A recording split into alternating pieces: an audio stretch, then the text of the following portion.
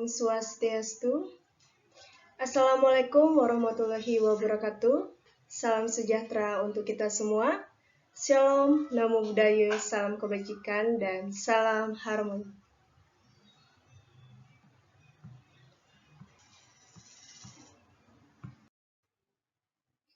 Yang terhormat Ibu dosen pengampu mata kuliah asesmen dan evaluasi pembelajaran, serta teman-teman yang kami banggakan.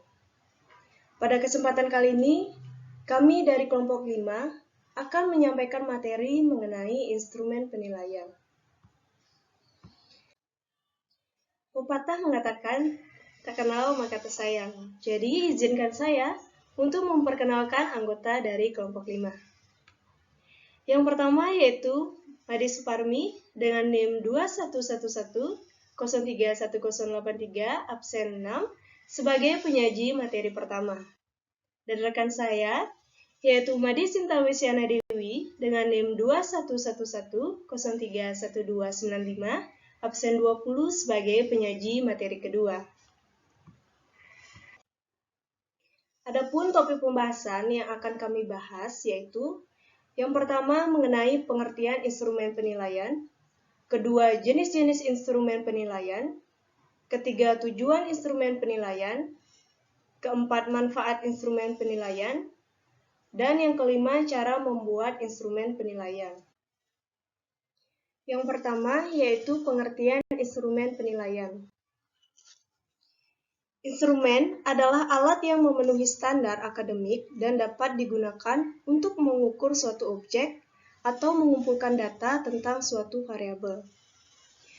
Instrumen tersebut digunakan dalam bidang pendidikan untuk menilai prestasi belajar siswa, faktor-faktor yang diduga mempunyai hubungan atau pengaruh terhadap hasil belajar, perkembangan hasil belajar siswa, keberhasilan proses belajar mengajar guru, dan keberhasilan pencapaian prestasi belajar siswa dalam program tertentu.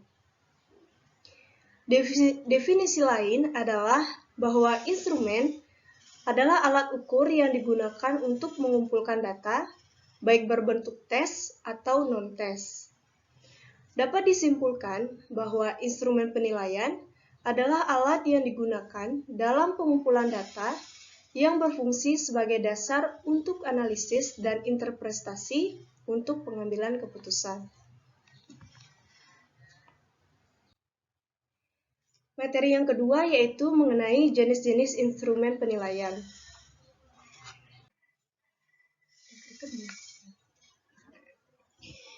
Instrumen penilaian diklasifikasikan menjadi dua jenis, yaitu tes dan non-tes. Yang pertama, instrumen tes. Tes sebagai instrumen evaluasi adalah pertanyaan-pertanyaan yang disajikan kepada siswa untuk memperoleh tanggapan dalam bentuk lisan, bentuk tertulis, dan bentuk tindakan. Tes biasanya digunakan untuk menguji dan mengukur hasil belajar siswa, khususnya hasil belajar kognitif yang berkaitan dengan penguasaan isi pembelajaran sesuai dengan tujuan pendidikan dan pengajaran. Yang kedua yaitu instrumen non-tes. Instrumen non-tes ini sangat penting dalam mengevaluasi siswa, karena menekankan pada aspek afektif dan psikomotor.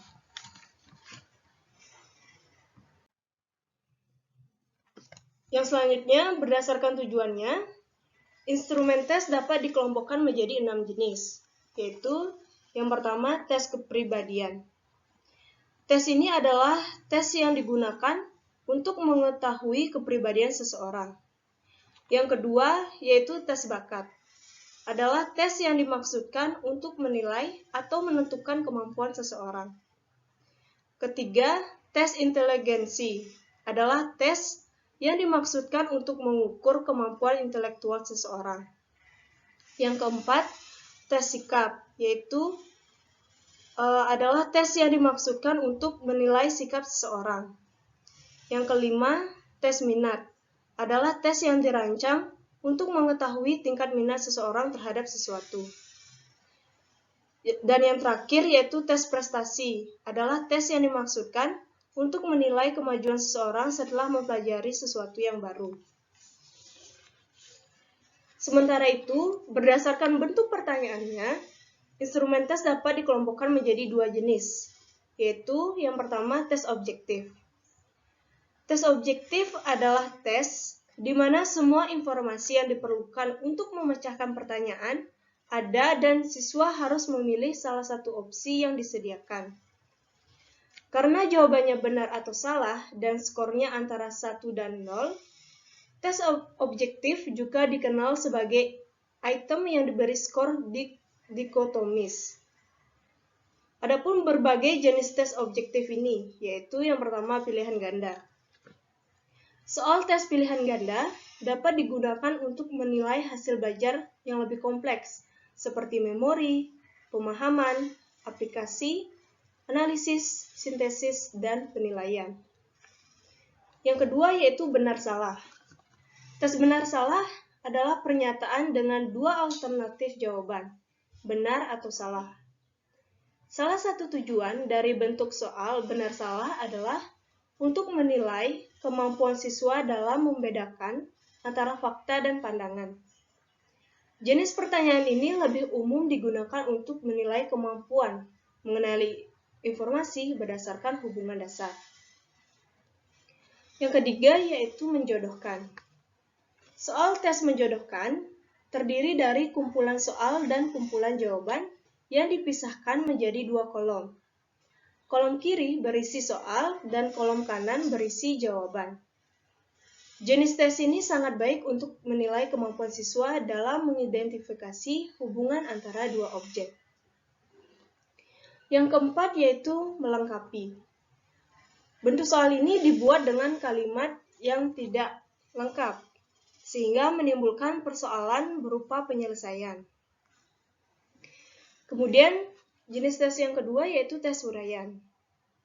Tes uraian yang disebut juga esai adalah suatu bentuk penilaian yang terdiri dari soal-soal yang menuntut siswa untuk merespon dalam bentuk mendeskripsikan, menjelaskan, mendiskusikan, membandingkan, memberi alasan, dan bentuk lain yang sejenis sesuai dengan tuntutan pertanyaan dengan menggunakan kata-kata dan bahasa mereka sendiri.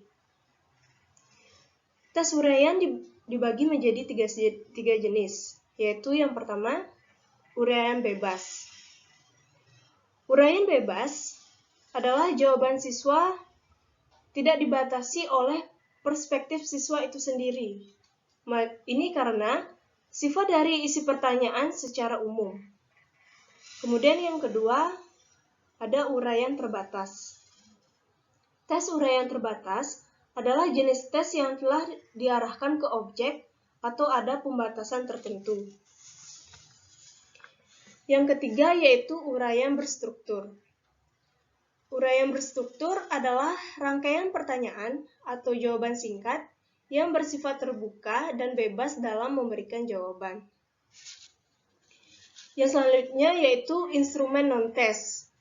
Instrumen non-tes ini diklasifikasikan menjadi beberapa macam, yaitu yang pertama, observasi.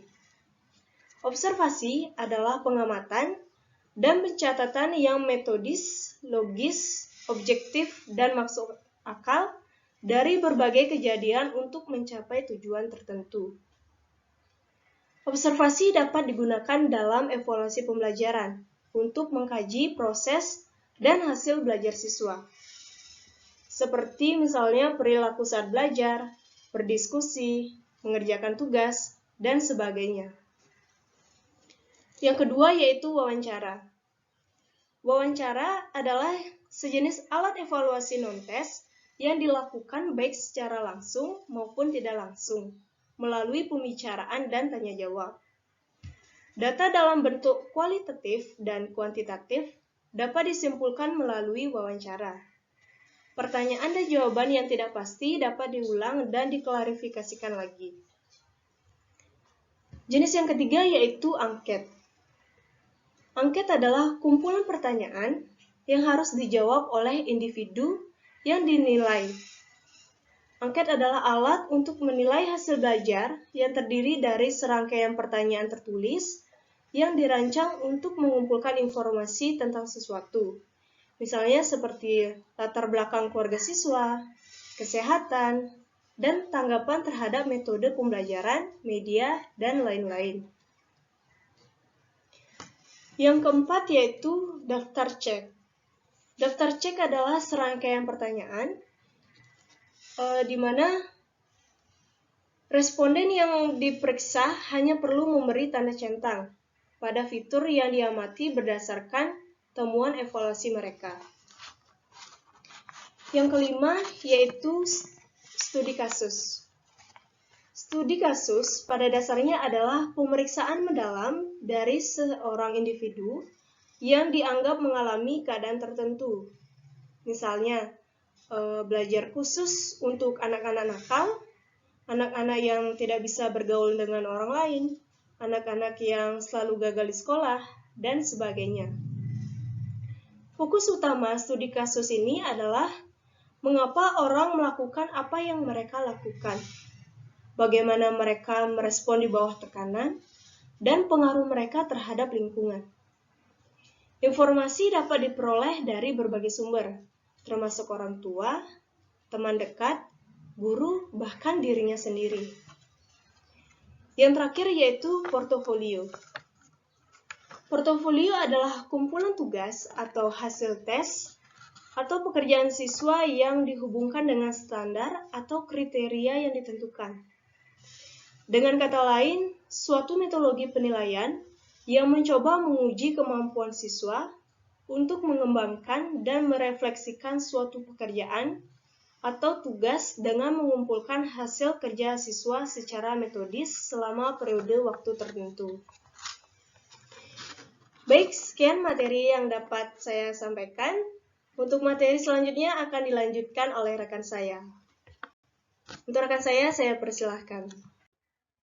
Baik, terima kasih atas waktu yang telah diberikan kepada saya. Selanjutnya saya akan melanjutkan pemaparan materi yang ketiga, yaitu tujuan instrumen penilaian.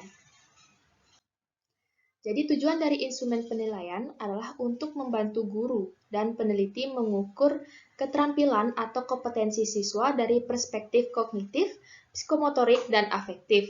Namun di sini terdapat menurut para ahli yaitu Sujono, penilaian itu sendiri memiliki beberapa tujuan yaitu yang pertama, memberikan informasi terkait perkembangan hasil belajar individu siswa dalam mencapai tujuan sejalan dengan kegiatan pembelajaran yang dilakukan.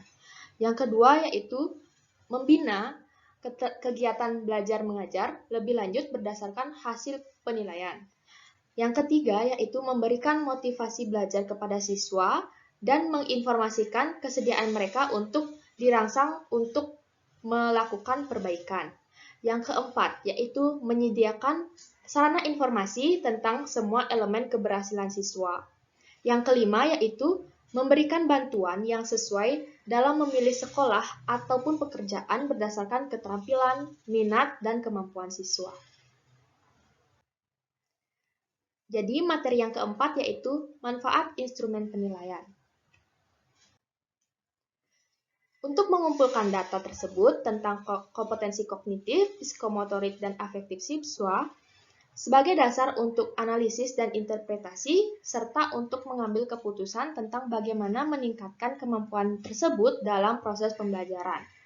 Namun, secara umum, proses penilaian memiliki beberapa fungsi atau manfaat, yaitu yang pertama, memberikan gambaran tentang seberapa baik siswa telah mempelajari kemampuan tertentu.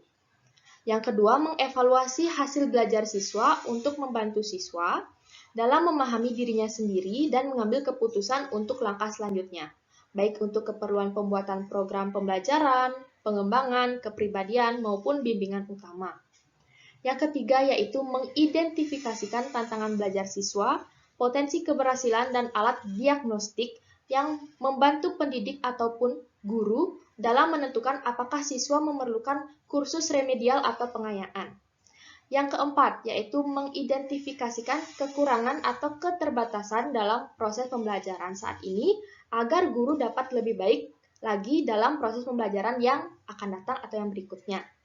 Yang kelima, yaitu mengawasi keberhasilan pertumbuhan siswa bagi pendidik atau guru di sekolah. Jadi selanjutnya yaitu cara membuat instrumen penilaian. Jadi, ada pun langkah-langkah dalam menyusunan instrumen penilaian, yaitu yang pertama, menetapkan pencapaian indikator dari setiap standar kompetensi dan KD atau kompetensi dasar.